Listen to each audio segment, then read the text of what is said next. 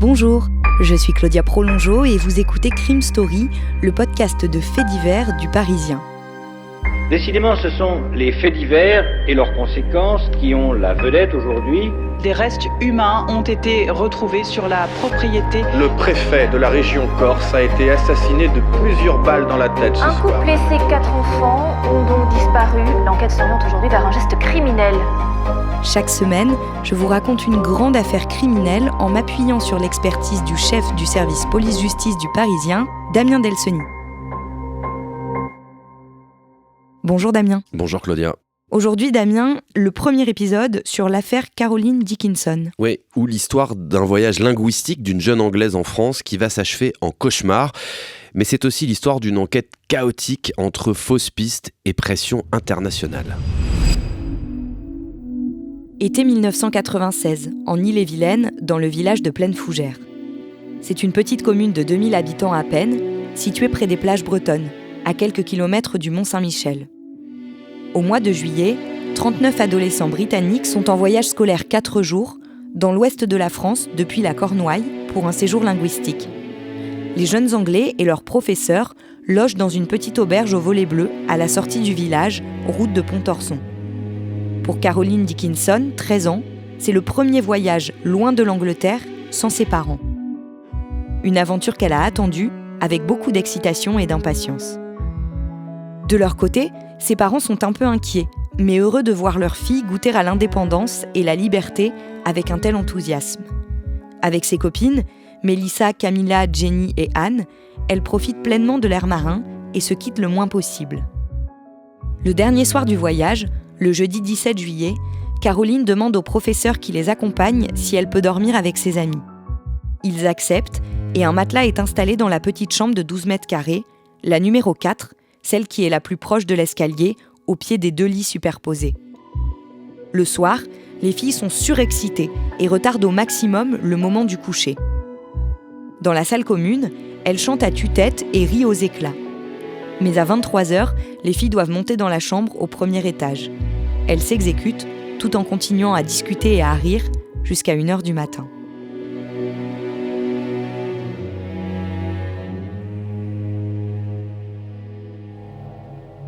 Le lendemain matin, il est environ 8h et Anne est la première à se réveiller. Elle pousse un cri. Sur son matelas, Caroline ne bouge plus. Elle a les lèvres bleues, est étendue en dehors de son sac de couchage et n'a plus son bas de pyjama. À côté d'elle, un morceau de coton et des taches de sang. Un peu plus tard en Angleterre, à l'heure du déjeuner, John Dickinson, le père de Caroline, mange comme d'habitude un sandwich au bureau avec ses collègues. Son patron fait irruption dans la pièce et lui demande de le suivre. Il a les larmes aux yeux. John se lève, comprend immédiatement que quelque chose est arrivé. Dans le bureau de son chef, 2 policiers l'attendent, l'air grave. Il lui annonce la mort de sa fille dans des circonstances suspectes. John ne comprend pas ce que ça signifie et personne n'a plus de détails à lui donner. Ce n'est qu'en arrivant en France, le lendemain, que les parents de Caroline apprennent ce qu'il s'est passé.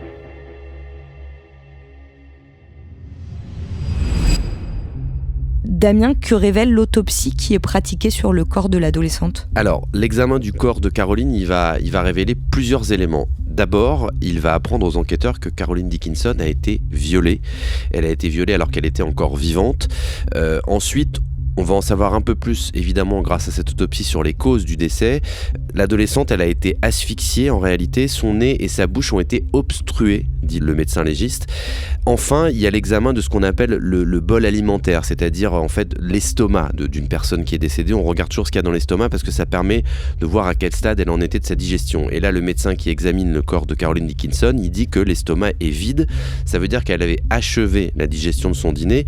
Alors, c'est pas un détail parce qu'en fait, ça permet au médecin de dire, alors pas avec une précision d'horloge, mais de dire, en gros, l'heure de la mort, elle se situe probablement au milieu de la nuit, aux alentours de 3h30. Est-ce qu'on trouve des indices sur la scène de crime ? Alors oui, on en a parlé, il y a un grand morceau de coton qui fait 9 cm sur 12. Ça a pu être le morceau de coton qui a été utilisé pour étouffer Caroline.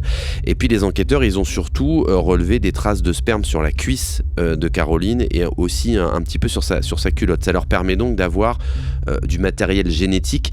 Mais bon, à ce moment-là, on est très très loin des progrès de la science actuelle. On est très très loin. Il n'y a pas de fichier des empreintes génétiques en France à ce moment-là. C'est un fichier qui sera créé en 1998 et puis qui commencera à être véritablement actif au début des années 2000. Mais enfin, c'est une empreinte. Alors, elle est certes anonyme à ce moment-là, mais ça reste une empreinte exploitable. Est-ce que parmi les filles qui étaient dans la chambre à ce moment-là, il y en a une qui a entendu quelque chose ? Lorsque toutes ces jeunes filles qui partageaient la chambre de Caroline, ses copines, sont entendues par les gendarmes, il y en a une qui va dire qu'elle a effectivement entendu un moment dans la nuit des bruits de mouvements au niveau du matelas de Caroline. Mais en gros, elle était un peu dans un demi-sommeil, donc elle n'a pas vraiment réalisé ce qui se passait. Mais oui, elle a entendu quelque chose. En Bretagne et dans le sud-ouest de l'Angleterre, le meurtre de Caroline fait la une de la presse locale. Le corps d'une jeune Britannique de 13 ans et demi a été découvert dans une auberge de jeunesse près de Saint-Malo. Selon les premiers éléments de l'enquête, elle a été violée avant d'être étouffée. Tout le monde est sous le choc.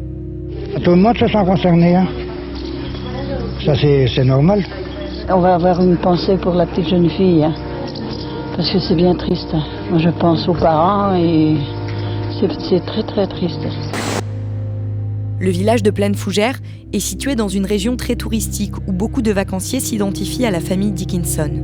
En Angleterre, devant la maison où Caroline a grandi, à Lawston, des habitants viennent déposer des bouquets de fleurs et des messages. À Plaine Fougère, les journalistes arrivent par dizaines. En premier lieu, les gendarmes de Rennes interdisent aux 60 personnes présentes dans l'auberge de jeunesse d'en sortir. Elles sont interrogées et les empreintes génétiques des hommes sont prélevées. Elles ne collent pas avec l'ADN du violeur. 2 jeunes du village, qui ont passé l'après-midi précédente avec Caroline et ses amis, sont également entendus et soumis à des tests ADN. Les gendarmes imaginent alors que l'adolescente aurait pu leur donner rendez-vous cette nuit-là et que les choses auraient dégénéré. Mais l'hypothèse est écartée. Les enquêteurs pensent que le crime pourrait être celui d'un rôdeur, qui aurait profité de la facilité à entrer et sortir de cette auberge de jeunesse, ouverte 24 heures sur 24, pour violer et tuer Caroline. Mais selon eux, ils connaissent forcément les lieux. Car l'entrée principale et l'accueil sont fermés la nuit et il faut passer par une petite porte plus discrète. Il fallait aussi savoir dans quelle chambre se trouvait le groupe d'adolescentes, car juste à côté, c'étaient des professeurs qui dormaient. Certains témoins se manifestent. Un enseignant raconte avoir vu traîner un homme portant un bandana rouge aux alentours de 20h le jeudi soir. Une autre accompagnante dit-elle avoir entendu et vu depuis la fenêtre de sa chambre un homme quitter l'auberge vers 4h du matin. Peu de temps après, une voiture a démarré. Le dimanche 20 juillet, 2 jours après le meurtre de Caroline, un homme est arrêté. C'est un SDF de 39 ans. Il s'appelle Patrice Padet.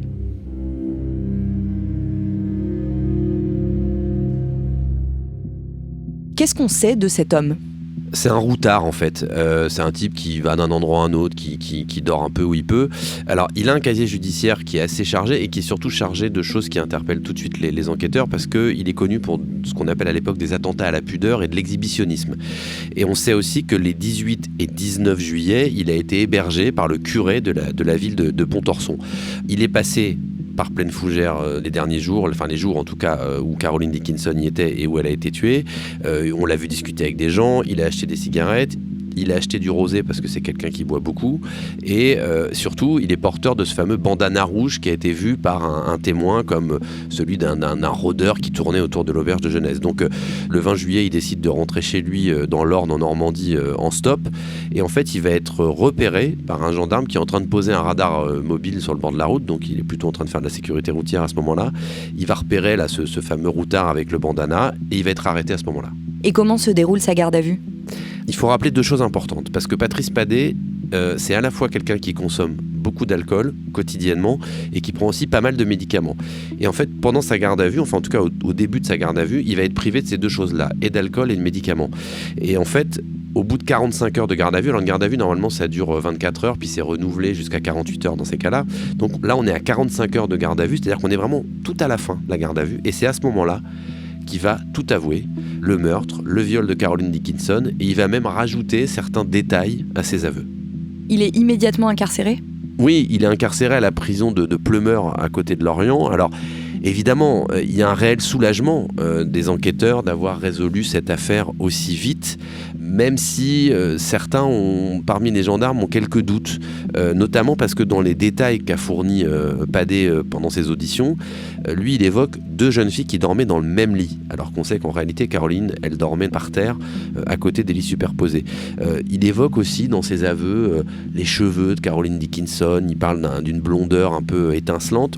Certes, Caroline Dickinson était effectivement blonde, mais au moment où se sont déroulés les faits en pleine nuit à 3h30 du matin dans une chambre qui est totalement fermée, on voit mal comment c'est un détail qu'il a pu remarquer en pleine nuit et dans la plus totale des obscurités. Vous venez d'écouter l'épisode 1 de Crime Story consacré à l'affaire Caroline Dickinson.